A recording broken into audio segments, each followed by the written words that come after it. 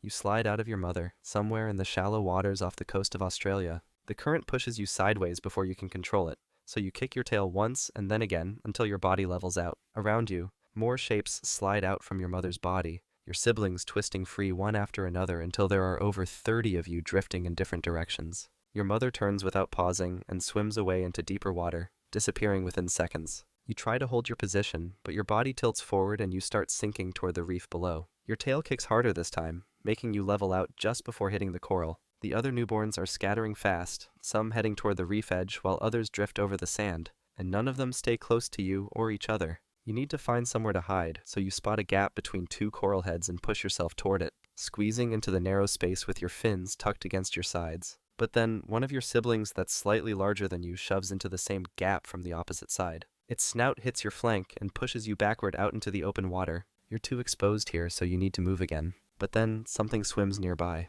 a small grouper gliding past at eye level. The grouper doesn't turn toward you, it just keeps swimming until it disappears behind a section of coral. You start moving again, slower this time, and spot a shallow overhang beneath a flat piece of rock. You slide underneath and press your body against the sand, staying tucked in, while the current flows past the entrance. Nothing follows you inside, and nothing swims past looking for you. For now, you're hidden, but your stomach is already empty, and soon you'll need to leave this spot to find food. You're 2 weeks old now, and your stomach has been empty for too long. You need to find food, so you leave your hiding spot and swim out over the reef with your tail moving side to side. The water above you is easier to search, so you angle upward and start moving toward the surface. Then you spot something, a small fish struggling near the top of the water with its body tilting to one side. It's dying, so you swim toward it slowly, keeping your movements steady so you don't waste energy. But then another shape appears, a young reef shark about the same size as you, heading straight for the same fish. You both slow down and start circling, watching each other while the dying fish drifts between you.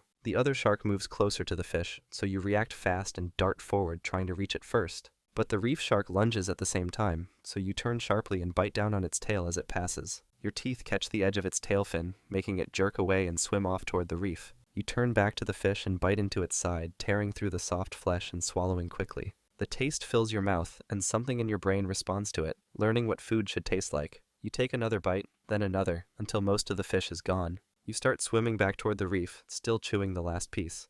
Then you see your own reflection in the side of a boat hull drifting nearby. You don't recognize it as yourself, so you think it's another shark and swim straight at it, ramming your snout into the metal surface. The impact scrapes your snout, making you twist away in confusion and swim quickly back down to the reef. The scrape stings for a while, but it will heal in a few days. The taste of that fish stays with you much longer though, and your body already knows it needs to find more. The scrape on your snout stings, but it leaves you curious. How many other creatures out here fight, feed, and survive in their own ways? It reminds you of Beast Lord, an animal-themed strategy mobile game that lets you build and rule your own wild kingdom. You start as a single animal, gathering food, evolving skills, and protecting your territory almost exactly like you do on this reef. This game features over 500 animals that exist in real life. Hit Chapter 7 first, and you'll unlock some of the wildest alphas I've seen. First, there's the camel. You can see its distinctive 2 humps and sandy coloring perfectly rendered in the game. It specializes in territory development with multiple skills. 4 of them include fast building, which increases construction speed by 30%. Builder gains you up to 100 EXP per minute when building. Colony management reduces beast fruit and leaf costs by 25%,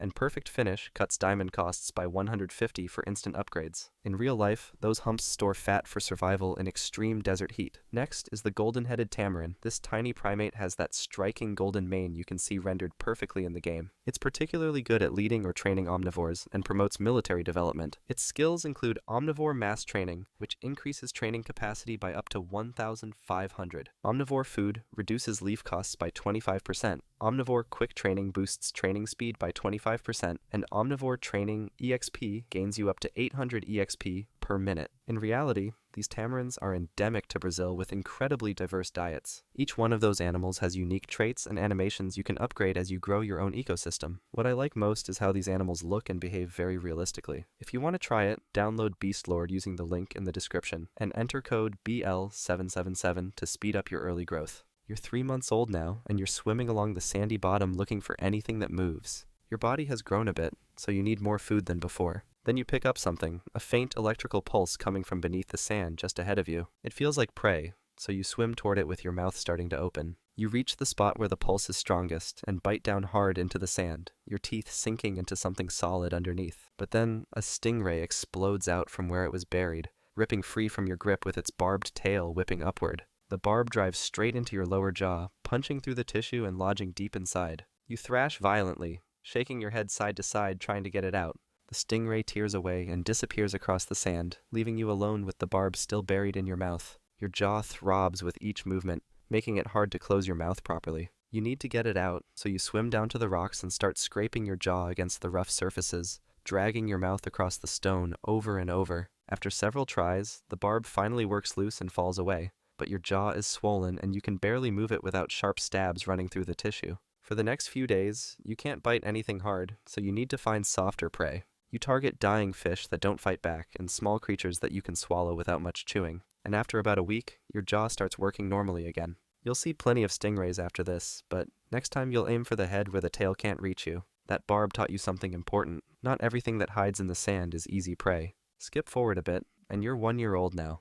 You've grown much larger, so you can hunt bigger prey than before. You're swimming through deeper water when you spot a sea turtle gliding above you with its flippers moving slowly through the current. You need a proper meal, so you angle upward and follow it from below, watching how it moves. The turtle starts going down toward the reef, so you speed up and cut across its path, coming in from the side. You open your jaws and bite down hard on the edge of its shell, but your teeth just scrape across the surface without breaking through. The turtle pulls its head and flippers inside, so now it's completely protected. You need to try a different spot, so you let go and circle around to the other side, then bite again at a different angle where the shell meets the flipper. This time you feel something crack under the pressure, so you shake your head violently side to side, putting all your weight into it. A piece of shell breaks off in your mouth, and you swallow it quickly. The turtle pushes its flippers out and starts swimming away fast, with small pieces of shell trailing behind it in the water. You follow for a moment, but it's already moving too quickly and you've already got something in your stomach. The piece you swallowed tastes different from fish. It's harder and stranger, but it's satisfying enough. You turn back and continue hunting along the reef, your jaws still working properly despite the hard shell.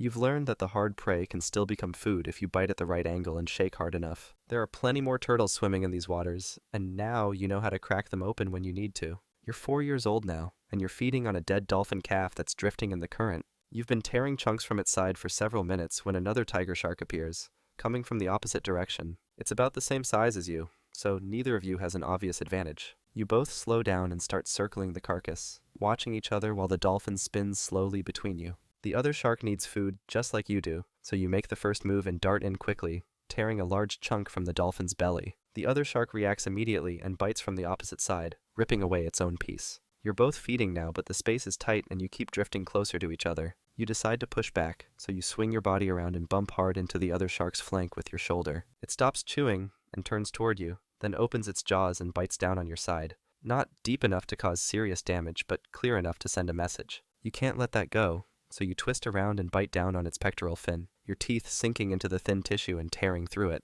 The other shark releases the dolphin immediately and pulls away, swimming off into the open water with its damaged fin trailing behind. You turn back to the carcass and continue feeding alone, tearing through what's left of the soft tissue until your stomach is full. The bite on your side stings with each movement, but it's shallow and will close up within a week, leaving a thin white line across your flank. You'll carry that scar with you from now on, and the next time you find a meal like this, you'll move faster to claim it before anyone else arrives. Skip forward a bit, and you're 8 years old now. You're swimming along a drop-off when something in the water changes, a chemical signal that you've never picked up before. Your body responds to it immediately, so you turn and follow the trail through the current. After a while, you find the source. It's a larger female tiger shark moving slowly through the open water. You need to approach her, so you start swimming closer while staying behind her tail. She speeds up and swims away, so you follow her, matching her pace for the next few hours as she leads you through deeper water. Then she slows down and starts circling back toward you. You move closer from the side, but she turns sharply and bites down on your flank, her teeth cutting deep and drawing blood. You pull back but don't leave, so you circle around and try again from a different angle. This time she lets you get closer, so you move up beside her and position yourself near her back. She bites again during the process, tearing another wound into your side, but you stay in place until it's finished. Then she turns immediately and swims away into deeper water, disappearing within minutes while you head in the opposite direction. The bites throb as you swim, deeper than any wound you've gotten from hunting or fighting. But somewhere in the ocean, months from now, she'll give birth to sharks that carry part of you forward. You're 12 years old now, and you're moving through open water when you pick up something unusual. There's a large shape falling from above, sinking slowly through the water column. You need to investigate, so you angle upward and swim toward it with your tail pushing you higher. Then you see what it is. A young humpback whale calf that's already dead, dropping through the water with its body turning slowly. You circle it once to check for threats, then move in and bite into its soft belly. The flesh tears easily, so you keep feeding and taking large chunks that fill your stomach faster than anything you've eaten before. Then the water around you changes, the pressure drops, and something massive appears above. It's the mother, and she's coming straight at you. She rams you hard with her head, sending your body spinning sideways through the water. You try to recover, but she's already turning for another pass. You need to leave now, so you angle downward and dive as fast as you can, pushing yourself into deeper water where the pressure is heavier. The mother follows for a moment, but then she stops and turns back toward the surface.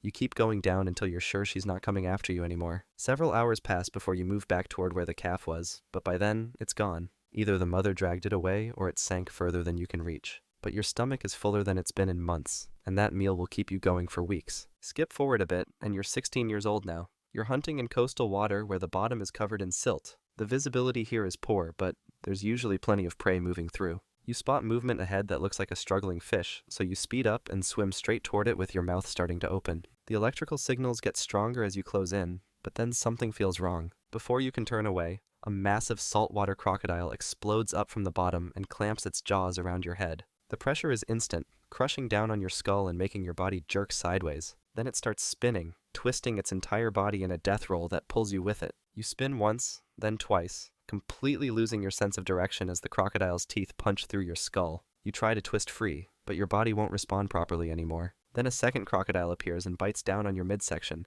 its jaws locking around your body and tearing through the muscle. Both of them start dragging you towards shallower water, pulling your body across the silt, while your tail thrashes weakly a few times before stopping completely. Your body goes still as they continue tearing, and after a few more minutes, they settle on the bottom to feed. The current pushes what's left of you further into the shallows, where smaller scavengers will finish what the crocodiles leave behind. You survived 16 years of hunting and fighting in open water, but here, you became the prey.